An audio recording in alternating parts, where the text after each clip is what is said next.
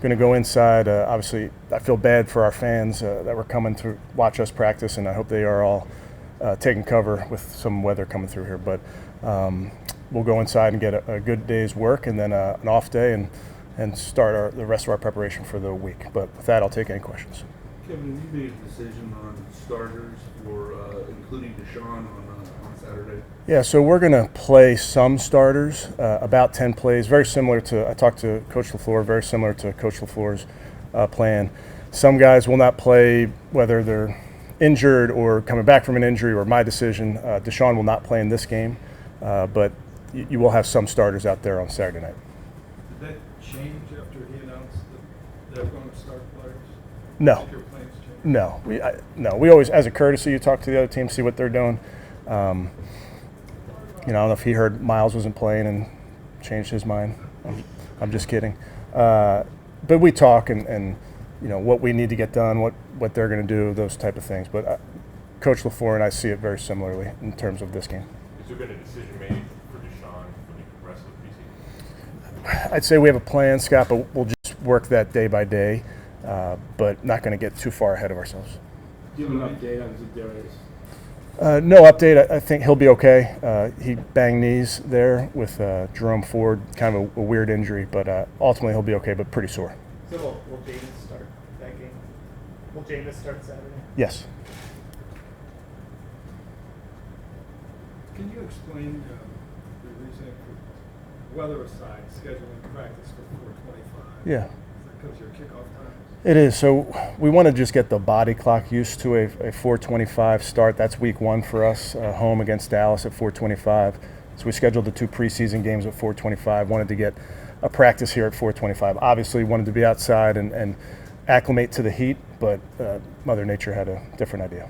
You probably can't address later this season for the team, but there are reports out there that you guys are interested in trading for Brandon. Is that a player that you think could help this football team? As you know, Mary Kay, I don't really get into reports respectfully, and I understand the question, but really just focused on today and the practice. I don't really concern myself with reports. Kevin, along those lines, you said you told Mike where he's been named to Florida as a potential trade. He traded in that. Yeah, as you can imagine, any conversations I have with our guys, I keep to ourselves, if you will.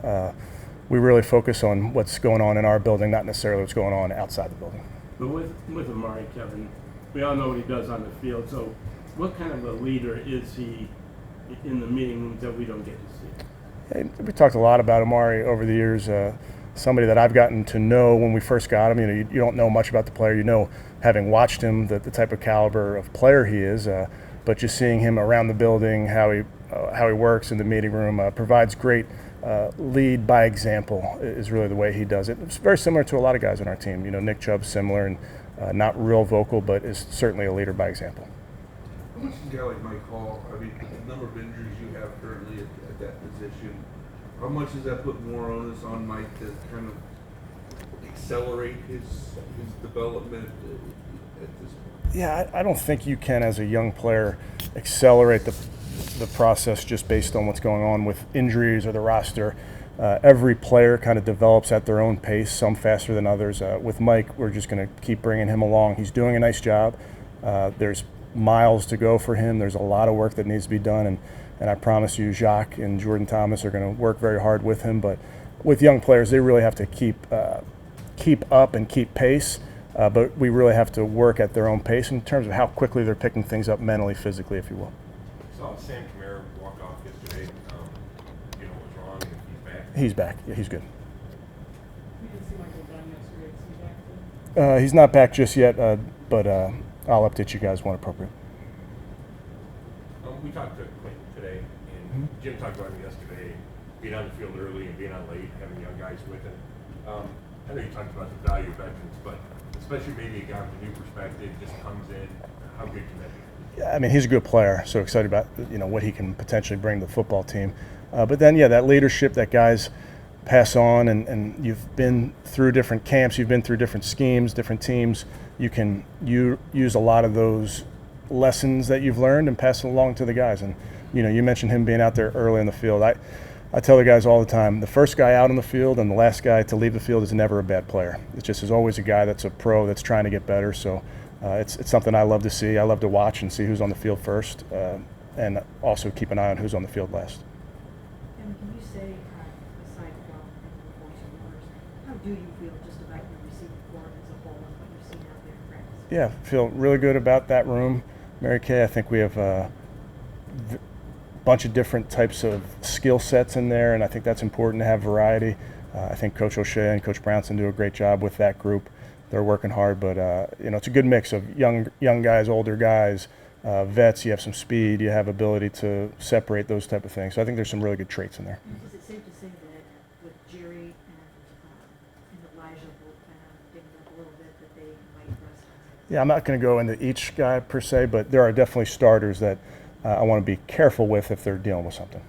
Kevin, you've got a number of positions, again, defensive tackle, linebacker, where there have been a lot of guys out with injuries. Mm-hmm. Is one type of opportunity, because like last year, DeJuan played every offensive snap in the Hall of Fame. Are there a potential there for some guys that could get that type of work on Saturday? Absolutely, yeah, and that's the beauty of the preseason. It's opportunities for guys, and it's opportunities for us to evaluate them and the rest of the NFL. Everybody's watching those reps, whereas you don't get to watch these practice reps. So it is a great opportunity. It is great for our players to put on their resume, and the guys that are out there, we expect to compete like crazy. Kevin, I think traditionally you've pretty much had 6 receivers, maybe 53. Mm-hmm. Would the change in the offense necessitate a 7th this year? Good question, Tony. I think we'll get to those type of discussions later on down the road, but those are all types of things that Andrew and I will talk about. And Kevin, I haven't asked about Jeff Wills. Mm-hmm. Do you, Let Jeff finish. Go ahead, Jeff. do you expect to have him for the opener? We'll see. Yeah, I mean, he's progressing like he's supposed to, but I'm not making any predictions past today. And then so would it be Hudson if he can go? Or? It's been James out there right now. Yeah. Good. You sure?